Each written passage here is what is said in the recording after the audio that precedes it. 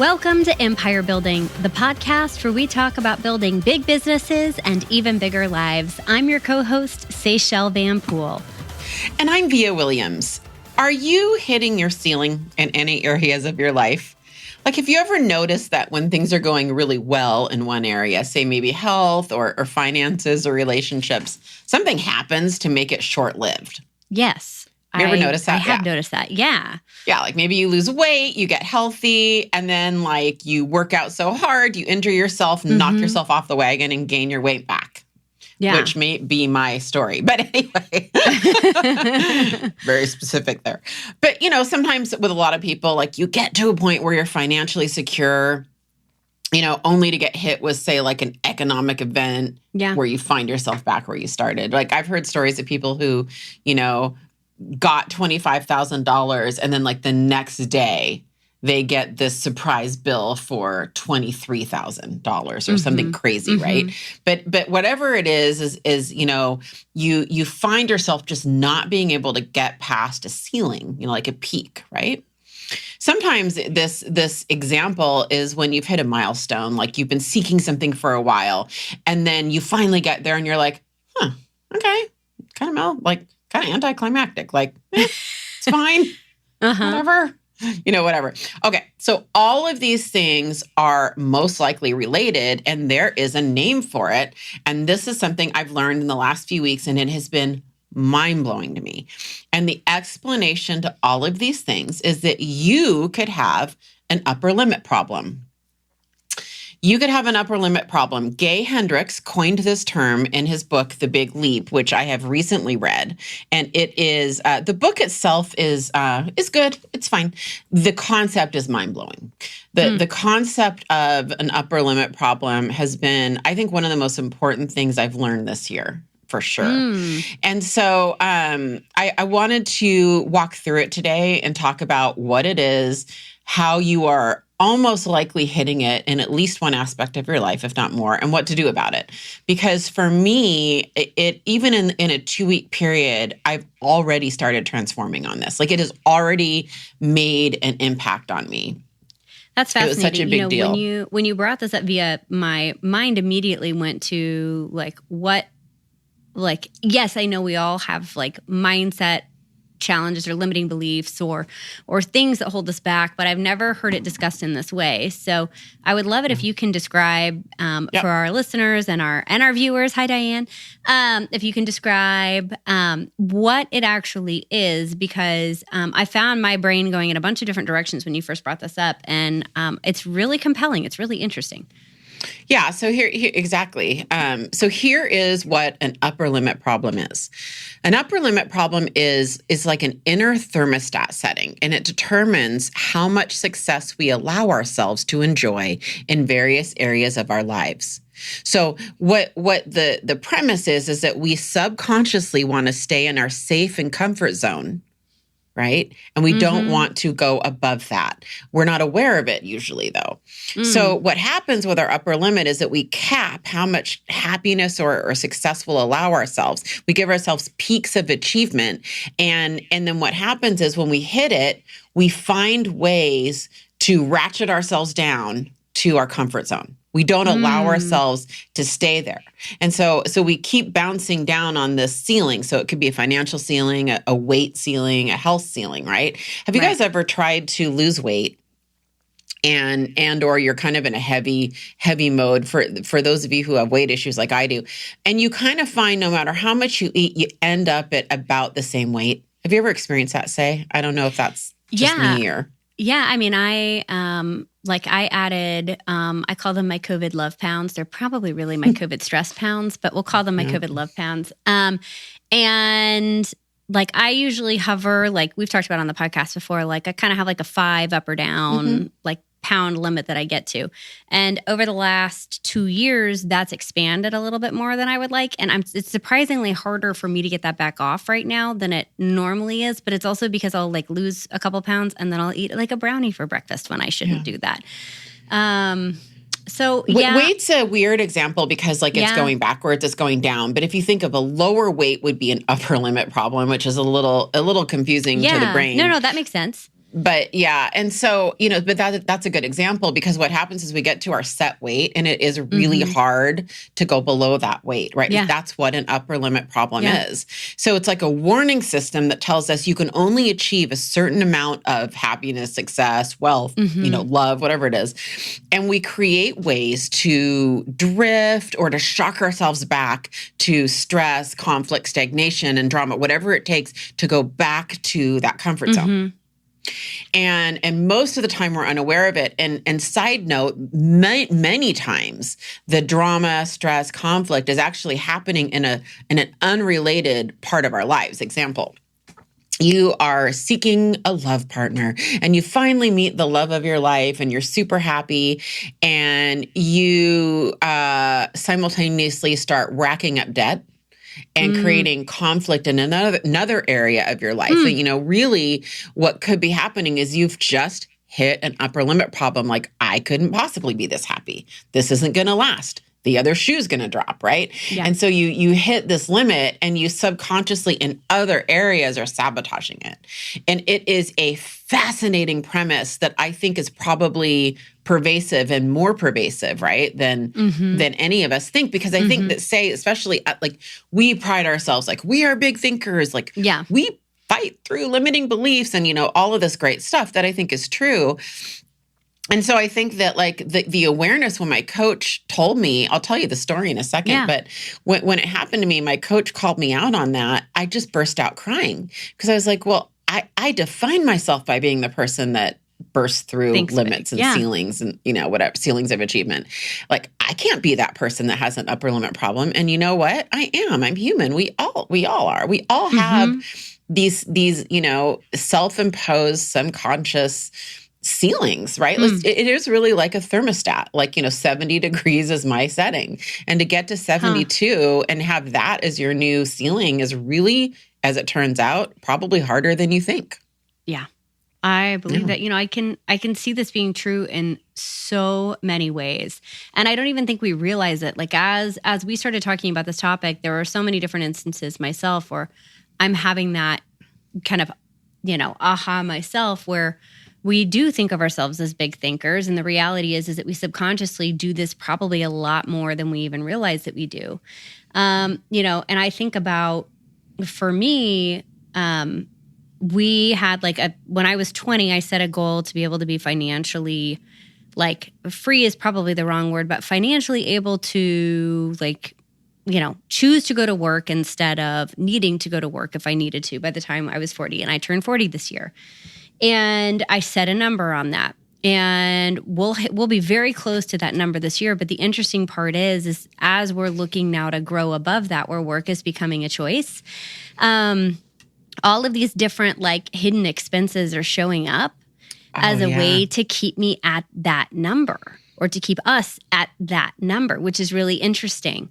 And I'm having to really push through to reset what our next goal is and where we want to go next, because I'm realizing that I'm not where I'm not there. I thought, like, at 40, I'll be there, right? And when you're 20, that sounds like a really long ways away. And then you realize 40 is not old at all.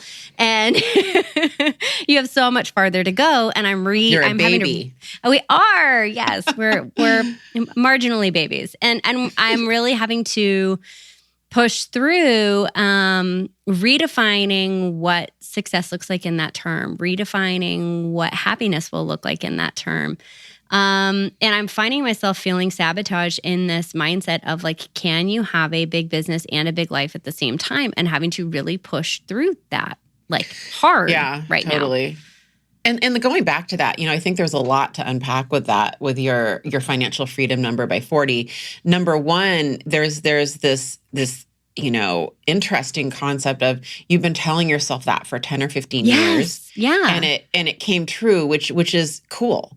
And it is also, cool. We do over time. I mean, if you speak and write goals over and over again, usually hit them. And so I think that's an interesting thing to that. But number two, that is the perfect example to me, where all of a sudden you're sitting here going, oh my gosh, we are ratcheting back, like, we're calibrating back to that number no matter what happens. Yeah. That, my friend, is an upper limit problem. That is an upper limit problem for me. And I think you have to watch that it doesn't, the sabotage doesn't come from different areas of your life, which is what, what often happens, like we talked about. Yeah. Yeah. For me, I am, as you know, I've been pretty open about it, I think, on the podcast.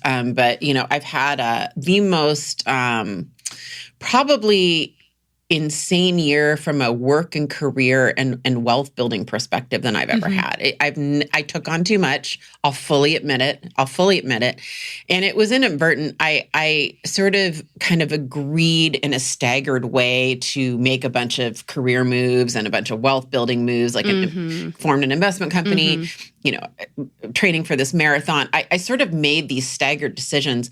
And what happened inadvertently is they all launched at the same time. And so, everybody's been in my world has been a little bit of a victim of this, meaning like I've been really tough this year.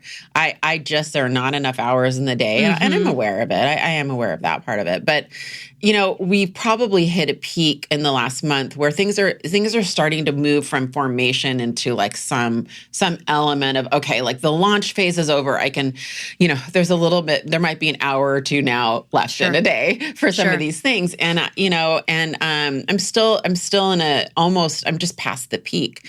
And I had a coaching call a couple of weeks ago, and I'm on Zoom with my coach, and I hadn't met with her in a few weeks. And she's like asking me for updates, and I kind of give her an update, and we're going through our coaching call. And about 10 or 15 minutes later, she was like, "Your energy is really off. Is everything okay?" And I'm like, "Yeah." And then she asked me about something we've been talking about for months, right? Months. And I said, "Oh yeah, I forgot to tell you that happened. I bought a waterfront home. First time in my entire life. I've never lived on the water. It is a lifelong dream. We bought a waterfront home, and I did this other career thing that I've been talking about for months." She goes, "Wait, I am just learning about this 10 minutes into our call?" And I said, "Yeah." And she said, "How do you feel?" I was like, "I don't know. It's fine. It's good." She's like, and she just stopped and she stared at me on Zoom and she goes, "Have you ever heard of an upper limit problem?" And I said, "No, I've never heard of it." And she started explaining it to me, and I just burst out into tears because I knew immediately that's what was going on. Is I didn't physically, I didn't have the capacity to accept that this was potential. This is my life. Even now, it's hard for me to say it. I am still going to have, this is going to be a work in progress for me, but like accepting that your life can be that great. Like, I feel like I want to cry right now. Like, accepting your life can be that great and that amazing is really hard. I am crying. Yeah. I'm crying. This is exactly how I was in my call, because it seems really basic, and it seems like, okay, upper limit problem, like whatever. I don't have limiting beliefs. I don't have whatever. Yes. But when it actually comes down to accepting you can have a freaking amazing life in all aspects, and you can set goals that are even higher and higher, it is a lot harder than you think. It is, and I think, too, Via, of how hard you have been pushing over the last several years to get there. For sure. That it's probably subconsciously conditioned you to think it always has to be that hard. I think that's a huge part of it, Seychelle. I think there's a lot of listeners who probably resonate with that. I was talking to someone who a couple months ago, and he'd just been striving and struggling. That's the best way I can say it, his whole career. Really hard worker, really great guy. And recently he came into a ton of money, just millions and millions. And we were talking, and he's like, "I think I need psychological help. I think I'm kind of effed up right now." And I was like, "Really? What do you mean?" He said, "I just going from this strive and this struggle for so many years to like all of a sudden it's here is screwing around with my head." And I don't know that I understood it. I didn't understand it. Honestly, I was like, well, there's this book called The Psychology of Money. I sent him the book, whatever. Because I don't think I understood it until now. And I'm not saying I'm not that person. By the way, like, newsflash, Via has not come into millions of dollars. Like, You're creating them. That didn't happen. You are creating them. But it's the same thing. Like it's this concept that oh my gosh, like I've hit my body, my nervous system, myself, whatever it is, like you have to ask yourself, like, you think you can set these big goals, right? Yeah. Can you actually live in that? and accept it's kind of a wild concept. So we're going to walk through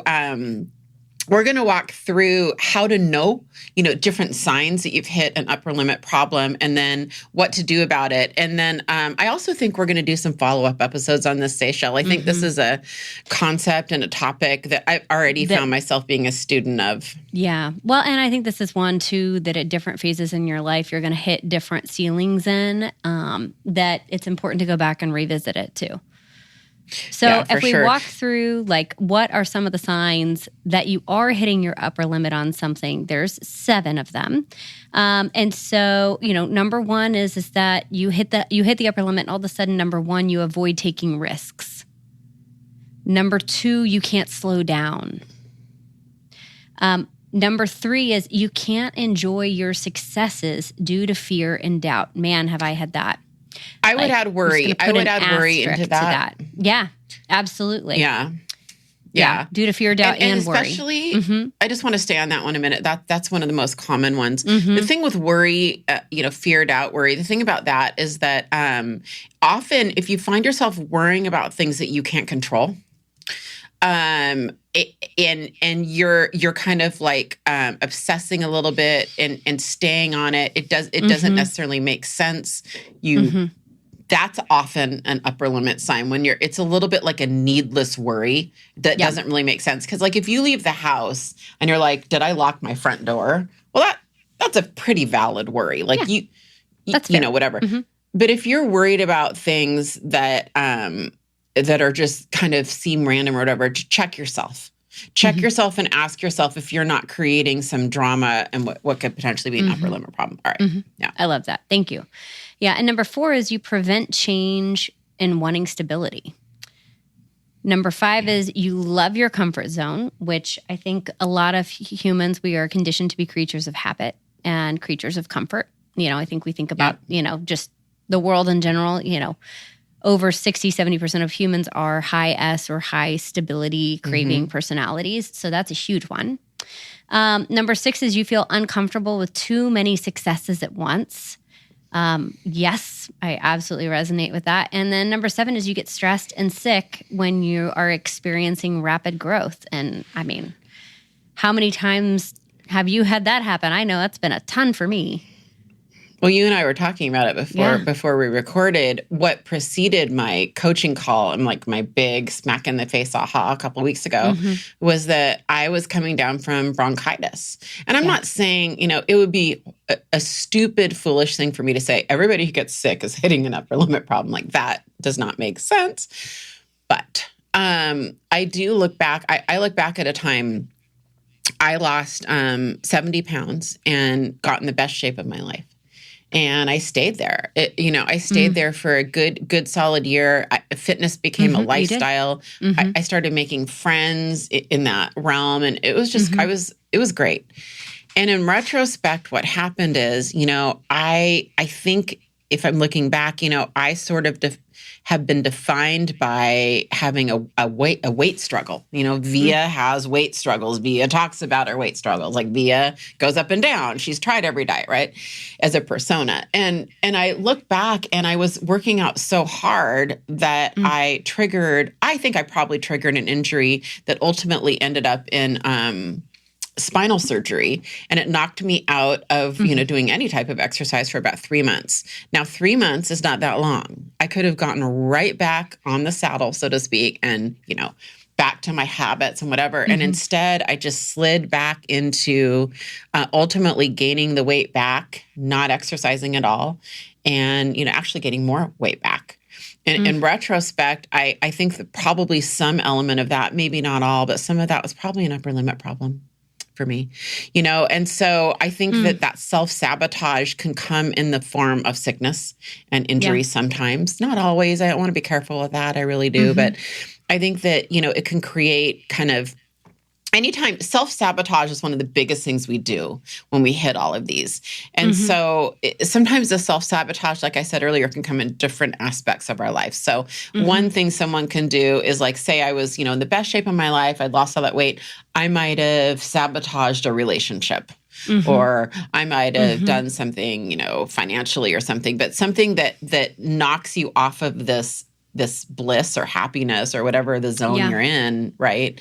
To get you back to normal because, you're defined by the struggle or you're defined by, I don't just, Via doesn't just get things. She has to struggle for things or whatever that psychological thing is. Yeah. Yeah. Well, and, when we talk about these, we talk about the worry, criticism, and blame aspect of it, and when we criticize something, it usually doesn't have anything to do with actually what we're criticizing.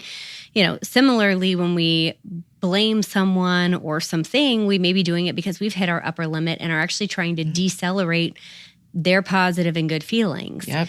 How many times have we done that where we almost killed somebody else's joy, not even realizing that we were doing that because of our own projection or our own limiting beliefs? I think about people that have done that to me. I'm sure I've done that to others subconsciously and saying, well, that can't happen or that's not realistic or that couldn't be the case or that won't work. When really, they're seeing a totally different side of something that could be amazing. And a good way to conquer that fear is to, first of all, distinguish it from excitement. It's, surprisingly easy to get those mixed up. It is really easy actually to get fear and excitement mixed up. And what's interesting is that they actually are some of the similar, we feel similar things in our bodies, funny enough, with fear and excitement. And the difference is a lot of it is breath work. So I've heard fear described as excitement without the breath. Ooh. But so sometimes, by the way, side note, check yourself.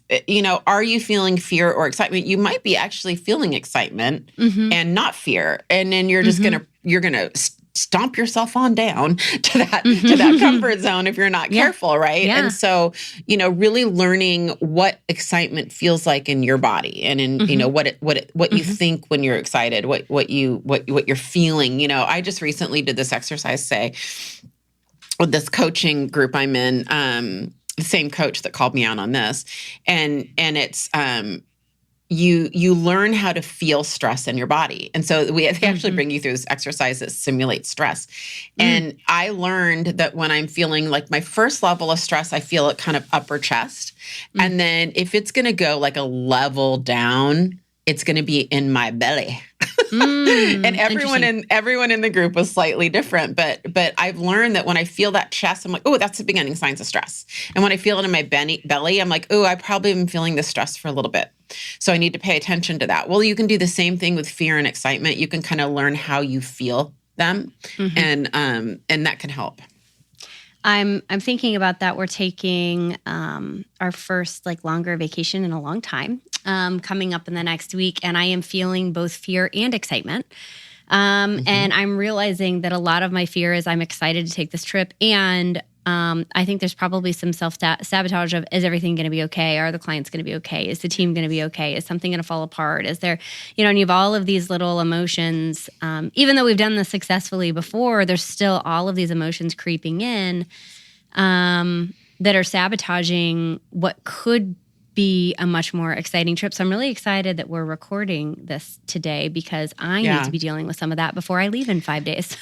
Well, let's use that trip for the next part of this podcast. Okay. That's I think it's like a perfect example that probably everybody can relate to, because we're going to move into you're aware of an upper limit problem. Maybe you've recognized you've hit one, right? How do we move past it? And by the way, I don't know that I'm good at this yet. So I think I want to preface good. We're going to learn together. We're all learning together. We're learning together. And we'll probably do follow-up episodes on it. But let's use your trip, because I think everyone relates to that. I'm in on that. I don't know what we're certainly not psychologists, but I have a feeling there's something in there for both of us, say we have so many people relying on us. Like, do we deserve to go and truly enjoy this for 3 weeks? Yes. There's just some stuff stirring up in there, right? So I think the very first thing to do, to kind of move through an upper limit problem is awareness, is to just be aware of it. Even just having this conversation, that's probably more than half. Even because if we're aware of it, we can sort of figure out the how. I don't think most of us were even aware of the what in this case, right? Yeah. So I think just being aware of what's going on in your brain? What's going on in your body? What's triggering it? My what upper happens to you? digestion and my upper back are like so tight right now. There you go. Getting ready to take this trip. And it is the feeling of responsibility for our team that I adore them. I think they're amazing humans. As their leader, I feel incredibly responsible for being a great steward of our business and contributing at a really big level. And I also feel this like opposite side of the coin, which is if I'm not living a big life and not taking time for my family, then why in the world should I encourage them to do that? And so it feels hypocritical to be feeling both of these emotions at the same time, which is probably part of what's adding to the stress, is like wanting to take it and not feel anything, but also feeling the sense of obligation to making sure everything's great at home too. Okay, I love that. So that's perfect. That's perfect because it leads us into the second step, which is that we have to work on increasing our capacity to enjoy success or love or abundance or good health or whatever. We have to work. I know. We have to work on continually increasing our capacity. So let's talk about what you just said and use that as an example. One of the ways that I think we can do that is we can change the stories we're telling each other in our head. And you just naturally, I think, like went into a great way to do it. You're like, look, I'm going to focus on the fact that, darn it, I preach this and I need to live it. I do. Yeah. And I'm a hypocrite if I don't. Exactly. And then I feel guilty about feeling guilty. You stay with. Well, I think that, what I've been reading and learning about, right, is noticing those thoughts and those feelings and acknowledging them, staying with them, sitting in them a minute and just kind of going, okay, I feel guilty because X, right? Yep. And not resisting them, just acknowledging them. Too, on the awareness and moving through this is, I was really good about taking time for our family and our own time pre-COVID. And then COVID hit and I admitted this a couple weeks ago when we were recording, I wiped my entire calendar of all the fun. It all went into all the work obligations went on my calendar. All the fun got scrapped. The summer camps, the travel, the couples trips, the date nights, everything just got scrapped because it was we didn't know what was going to happen. And you know what I didn't do was I didn't build that muscle back up slowly to put it back in my life slowly. And so now what I'm doing is I'm picking up huge, racks of weights and throwing them on my shoulders to say, screw it, forget it. We're leaving for 3 weeks. That feels like I just put 300 pounds to squat when I haven't been doing 50s. And but it's necessary. It's necessary and we need to do it and we deserve it and it's good. And I think I have not been working this muscle. This is not a muscle I've been working. We've just had our head down and have been really working. So I think that's perfect. And I think that, when we move into, kind of the third, step in this, right? It's to just consciously work on allowing yourself to make more room for success, happiness, whatever, fill in the blank, right? Okay. And so, the point is to recognize you've hit a peak. You've just hit a current peak of what you're allowing yourself to enjoy, and then instead of pulling back into maybe some subconscious or even conscious self-sabotage or worry or fear, right? You need to just sit in it. You need to recognize it and you need to move forward anyway. And I think then we start working into, what's the story I'm telling myself in order to increase capacity? So a few ways I think you can do that, is that you go, okay, what if I just allow myself to enjoy the preparation of the trip? Because I always think every trip is 3 trips. It's the pre-trip, prep, planning, excitement, anticipation. Okay. It's the trip itself, and then it's the memories. So I always think of trips in 3 parts. So you're like, okay, I'm just what if I just, I might hate the trip, whatever. What if I just allow myself to be ecstatic about the prep? Okay. Right? What if I just say, I'm just going to allow myself right now to be excited? Okay. And then what if you got on your trip and you go, okay, I'm just going to allow myself to love this first day of travel. All the anticipation and excitement that brings, landing in a foreign country or foreign city, the first big plane ride of my kid, whatever. What if I just that? And then what if the next day you go, okay, I'm just going to allow myself to enjoy just day one, full day, waking up, having, a great meal in my new city or whatever it is. And, what if you just kind of went day to day and said, the time's going to pass anyway. I've left everyone anyway. What would it be like? Like, could it be an experiment where I allow myself to just have the best trip of my life just today? That's a hack where you're just kind of, giving yourself a short, I think, time. I love that. And it also puts pressure on being present in the moment, which I also really love about that. Because sometimes when you think about the time of a 3-week, that feels like a really long period of time. And so chunking it down into smaller bits, I think that's brilliant. I love that. Yeah. Thank you for that. I love that. I mean, I think that this, moving past it is going to be, a lot of work, and it's not something we're going to be able to cover in a few minutes on a podcast episode. But I think that the idea is doing whatever it takes to move past it anyway, to be aware of it, understand it, maybe journal out, what's triggering it, what's happening, whatever, and pushing past it anyway. I think that, I think as we wrap, what I've been thinking about a lot is that, because I'm training for this marathon, I'm doing 2 marathons this year, and I'm basically going from couch to marathon in a very short period of time. I know. And I do find that it's really easy for me to thrive on this, how much pain can I take? No pain, no gain. I do hard things, all the things, right? And I really do find myself, thinking like, do I do the opposite? How much joyfulness, how much mindfulness, can I handle? Can I handle more? No happiness, no gain. I'm so pain and moving away from that and using kind of that as a motivator. I'm like, sheesh, let's do the opposite. Let's sit in the great part of this. And, are we really allowing ourselves to do that? How is it how we're defining ourselves? Is it I don't know the reasons behind it, but. So anyway. I love this, though. I think it's something that this is one of those that we're going to be doing the work on for quite some time. Yeah. And maybe if you're listening with us, you're on the journey. We'd love to hear maybe some of the things that you feel like you might have an upper limit on or that you're working through. We always love getting to do that together with you all.